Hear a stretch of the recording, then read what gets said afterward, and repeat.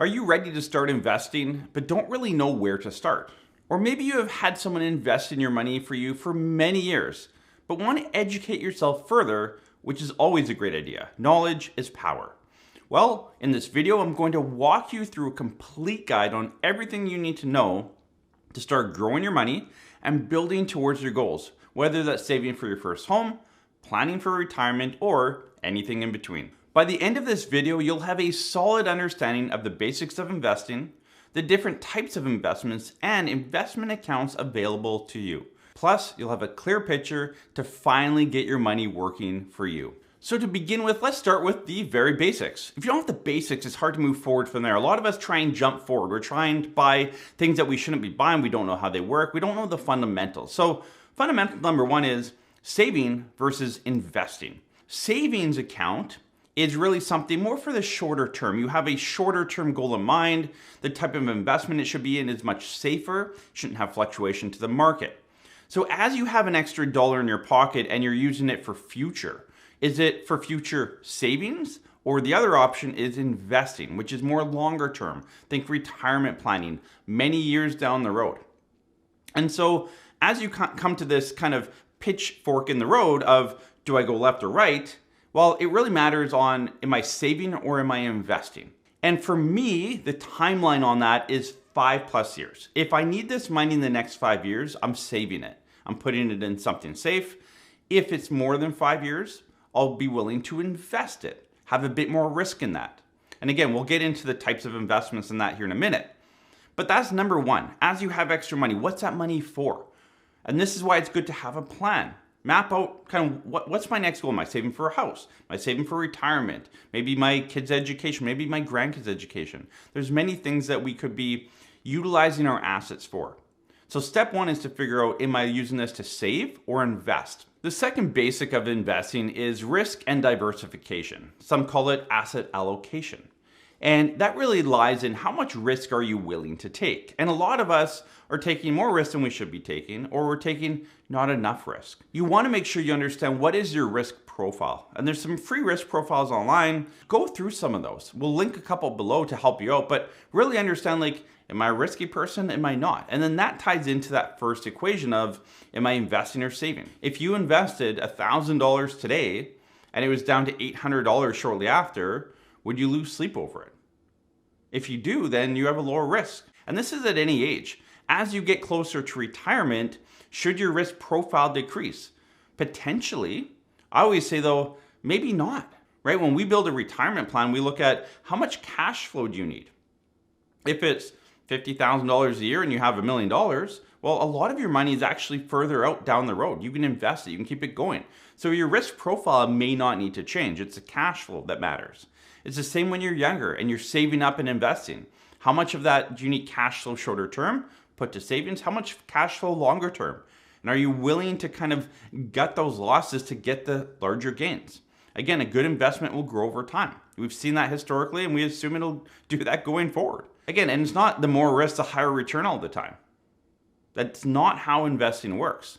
You have to be methodical about this. But first step is to understand, how much risk am I willing to take? How much can I swallow? How much can my gut take if the market goes down X percentage? Am I going to sell? Am I going to panic?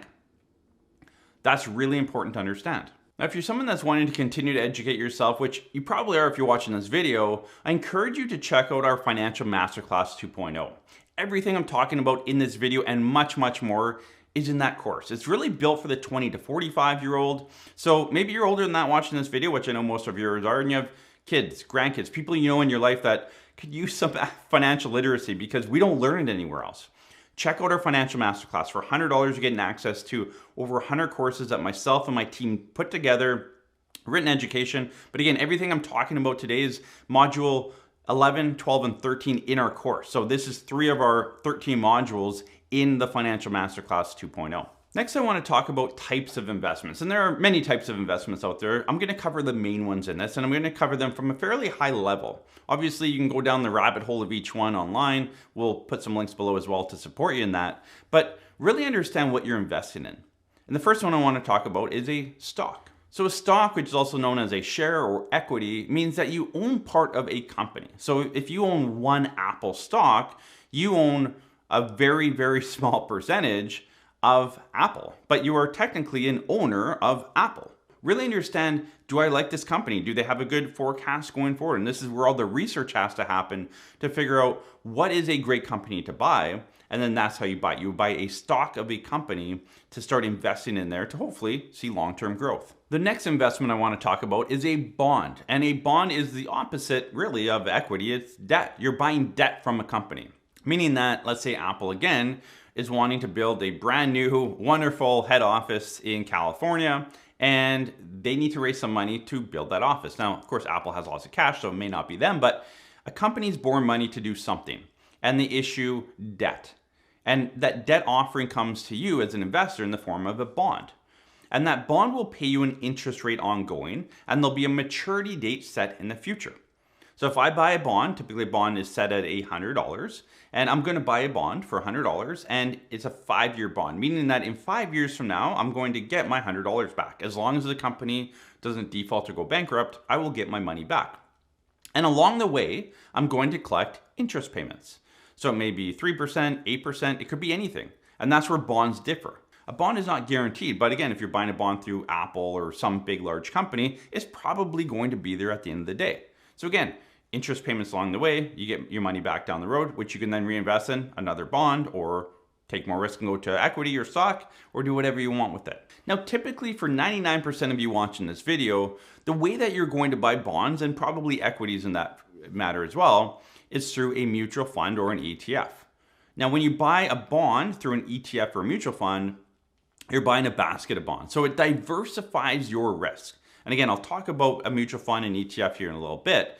But for most of you, it's going to be very difficult to go out and buy an individual bond. Unless you're using a portfolio manager at a high asset level, you're going to have to kind of get your bonds as a pool. So stocks and bonds, those are the two primary investment tools that we see here in Canada and across the world. The third common type of investment is a GIC, a Guaranteed Investment Certificate. Now, a GIC, probably most of you have heard of, and it's basically an investment where you lock up your money. Typically, you can have unlocked, but typically you're locking up your money for a set period of time.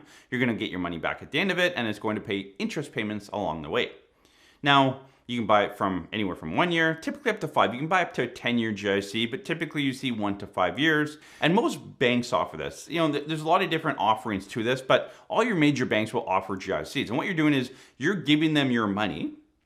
They're giving you an interest rate back in return, but they're guaranteed to have that asset base for, let's say, 3 years. If you buy a 3-year GIC, they're going to pay you, say, 4%, but they're taking your money and they're lending it out. They're doing stuff with it. Right? And some companies do this as well. So that's how the GIC. So if you're a very safe investor and you're looking for something that's low risk, not going to lose my money, but it's also lower return, a GIC might be an option for you. If you have a shorter term, I know I need a new vehicle in 3 years. I have almost whole money. If I invest it, I don't want to lose it, but I want to get a bit of an interest payment on that for the next 3 years till I need my car. A GIC might be a great option for that. You're not going to lose your money. You're going to clip some interest along the way. And when you need to buy your car, the money is going to be freed up and you can use it for the car purchase. So again, GICs can be a great tool. The last few years, GICs have been very popular because interest rates were so high and you could get 5 to 6%. That's obviously coming down as interest rates have continued to drop and probably will continue to drop. So now that we've seen much lower, I saw the GIC rates come out yesterday, they're right around 3 to 3.5%. A lot of our clients, a lot of retirees are facing that dilemma right now, and that they hopped out of the market because they saw 5 or 6% GICs, but that was short-lived, and that was kind of short thinking in some ways too, because now when that frees up, what are you going to do? Are you going to jump back into the market? That's where you need to have a good plan. If that's you watching this video, reach out to our office. We'd be happy to help you out. Build a plan so that you know what you should be doing when your GIC comes due. How much do I need to keep safe? How much can I actually maybe put back in the market for longer term?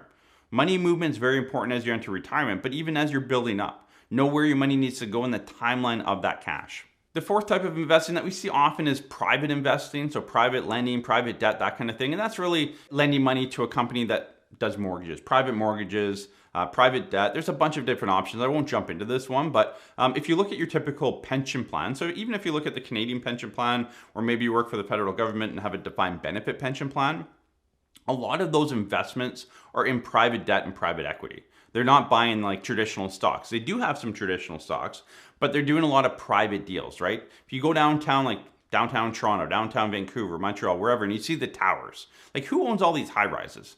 A lot of times it's pension plans. And they're investing in these towers because they clip out a 4 or 5% yield.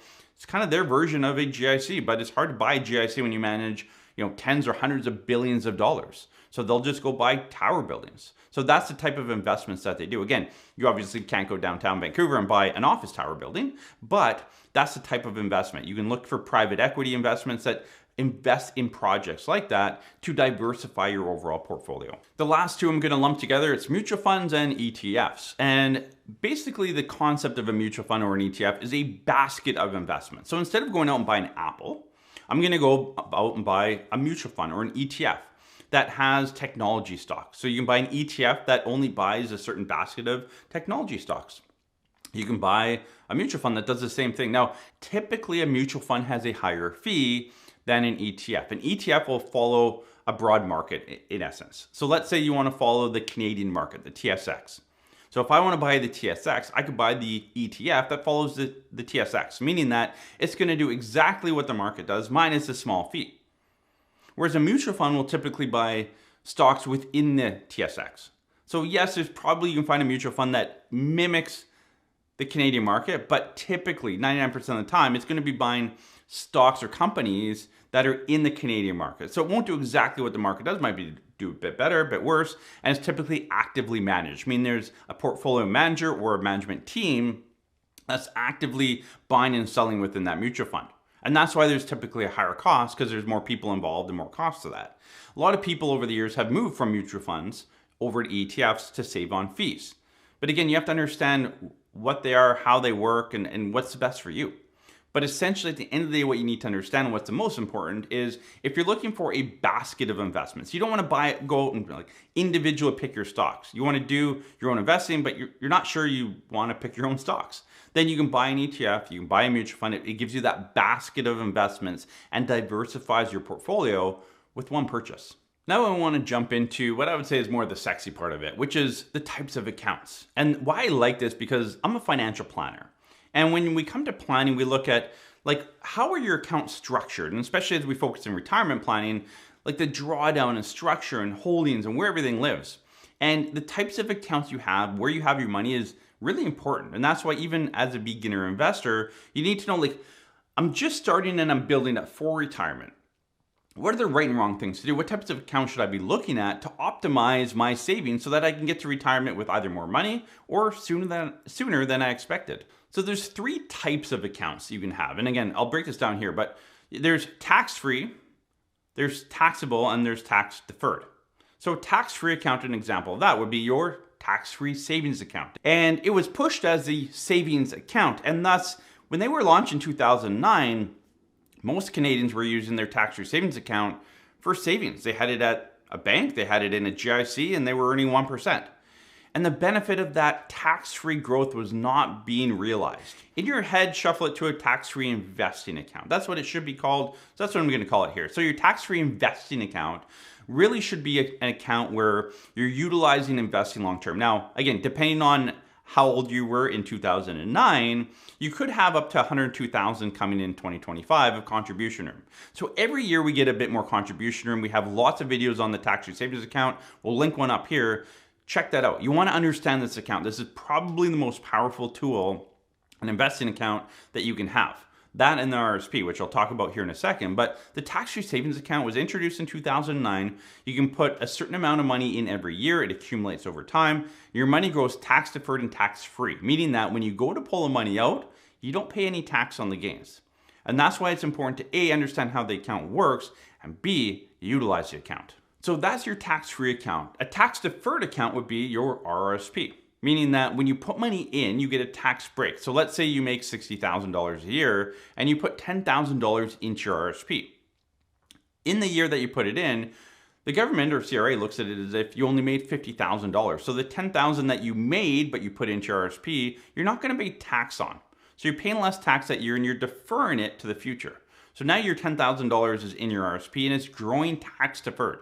So every single year as it continues to grow over time, it's growing tax deferred. you're only going to pay the tax when you pull it out down the road. And ideally, in retirement, you're in a much lower tax bracket than you are currently. And that's the benefit of the RSP. And we deal with this day in, day out. Our team of financial planners, we build retirement plans. We see the benefits of the RSP. And you're going to have a few comments in this video if you look below that say RSPs are a scam, they don't work. I can't create a scenario where they don't work. So save into your RSP. Especially if you're above about 50 to 60,000 of income, RSPs make a lot of sense. Again, we've done a video breaking down RSPs, how they work, when they make sense, how to do them. We'll link that above. Again, check that video out because that's going to give you a lot of power around, should I use an RSP or should I use a TFSA? Like there is that break-even point and that video covers it. So please check that out. Understand how an RSP works, the powerful tool of an RRSP. You're getting tax-deferred growth to a later date. There's power in that. And a lot of people don't look at that and they don't understand it. Make sure you understand it because you're going to have more money and more knowledge as you move forward and probably have more money at retirement, all things equal. Now, the third type of an account is a taxable account, meaning that as we invest in there, anything that we earn in that account is taxable on an annual basis. And this typically comes in a margin or a non-registered account. And people typically will only have these once they've maxed out their RSP, they've maxed out their tax-free savings account or tax-free investing account, and now they have extra money that they want to invest. And so they'll invest in a non-registered account. Now again, if you earn interest in there or dividends on an annual basis, that'll be added to your income in that year. If you have capital gains, again, you can kind of time capital gains a little bit better. If you have control of that, then you can control. But again, so just make sure you understand that if you've maxed out your RSP and TFSA, you're in a great spot. Start investing in a non-registered account, but understand, okay, well, I'm taxed on this money over here, so I don't really want to draw interest income because it's taxed at the highest amount. So maybe I shelter some of my interest, i.e. bonds or GICs or safer investments, into my RSPs. And that's where the money movement and tax planning really comes into play. So talk to your financial planner. And that's where, if you get to that level and you don't understand like what types of investment in which you count, it is really important and it'll save you a lot of taxes. If you're at that point and you're a DIY investor and you're just, I don't know if I'm doing this right, talk to a financial planner, talk to an investment specialist that can help you walk through this model. We do it with our clients all the time, figuring out like, where should all the pieces of the pie be? Because some of it should not be here and some of it should be over here. And again, that can be a drastic difference on the amount of tax you pay and how you live through retirement. It can actually avoid OAS clawback down the road as well when you're in retirement. 3 other accounts I just want to highlight here as well because they're popular, we see them all the time, and they're powerful tools. And the first one is an RESP, a registered education savings plan. So if you have kids, maybe you have grandkids, nieces, nephews, kids in your life that you want to save for post-secondary education. I have this, I have 4 young kids, 5 to 11. Yes, I live in a crazy house, my poor wife. But we have an RESP for our kids and we deposit to their RESP account on an annual basis. Now, you can contribute up to $2,500 per year to receive a 20% grant. So again, you're getting a 20% rate of return essentially from day one. And that's where the RESP is a really great and powerful tool. Make sure you understand RESPs. Now, there's different ways to save up for RESPs. Some people front end load it, some just save ongoing. There's different strategies. And we actually did a video on that. So again, if you're learning more about RESPs, click on that link and watch that. And again, getting that 20% grant is a huge bump. If you're a low income earner, you can get up to 40% grant. So understand how the program works in RESP and how it can benefit the kids that are in your life. The next account, and it's a newer account, is a first home savings account. And this was launched a few years ago. And again, a powerful tool if you're somebody looking to save to buy a home. And it really puts together your RRSP and your TFSA into one type of account. So as you put money into a first home savings account, you get the tax deduction. So again, if you made $60,000 and you put $5,000 into your first home savings account, the government looks at it as if you made $55,000. You don't pay tax on that. So huge benefit. So put money in, you get the tax deduction. When you pull money out as a qualified first home buyer, so there's some, again, qualification needs that you need to meet here and we'll list up below. But as long as you meet that, when you pull the money out, it's tax free. So you're getting the tax break coming in and you're getting the tax free coming out. Huge benefit. Great account. If you're saving for a home, make sure you're utilizing this account. Now, there's obviously limits to it. So you can put in up to $8,000 every single year into this account, and you can carry forward 1 year of room at a time. Again, if you open in 2025 and you don't use it, in 2026, you can put up to $16,000. But it's $8,000 per year to a lifetime max of $40,000. So again, a very powerful tool if you're someone looking to buy a home, or maybe you owned a home many years ago, you haven't owned one for the last 4 years, and you qualify for a first-time home buyer again. Make sure you're utilizing this account because it's a double tax benefit. You get tax break coming in and tax-free coming out. And the last account I want to touch on is the RDSP, the Registered Disability Savings Plan. And this is for anybody that qualifies for the disability tax credit. So if you qualify for the disability tax credit, you need to understand what an RDSP is, how it works. There's a lot of free money there to have, a lot of grants. So again, we'll put more information below. Check that out, learn more about the RDSP, because if you qualify, this is an account to help you kind of catch up and get to retirement with enough money to enjoy retirement. One of the other basics of investing, this is if you're getting started or you're DIY entering retirement, is to have a partner in this. Have someone that you can bounce ideas off of. And the reason for that is because in good times, like right now, we've had some great markets. Everyone's making 20, 30%, and investing is easy. But we've had those tough times, and we will have more tough times going forward. And how do you deal with those? How do you react to those market fluctuations? Look back at an index chart. You can see we've had many down markets over the years. So how do you react to those? Are you selling at the low and then rebuying at the high because things look good again? That's not going to get you to retirement very well, let me tell you. The other thing you need to understand, and the last thing I'm going to say here as far as the basics of investing is, you need to understand, do you want to do this yourself? You know, the DIY investor, the do-it-yourself investor, or would you rather have someone do it for you? And for many of you, you're moving to a DIY model, and that's great, but just understand the risks of that and how it works and the nuances of that. I did a video recently on DIY investing, some goods, some bads, all of it in between. We'll link that above. Check that out. There's lots of videos out there on DIY investing, but there's the knowledge base. You have to understand what you're doing. You have to understand the psychological side of it. Again, have that partner, and there's many nuances to that.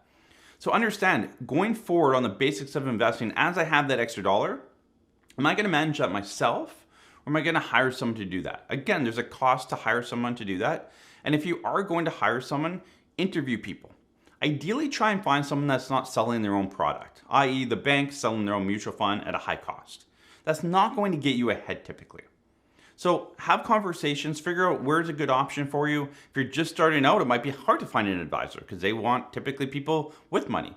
Maybe just start at a managed online solution like a Questrade, a Wealthsimple, Moomoo, something like this that has a platform that you can self-manage on in a very easy way.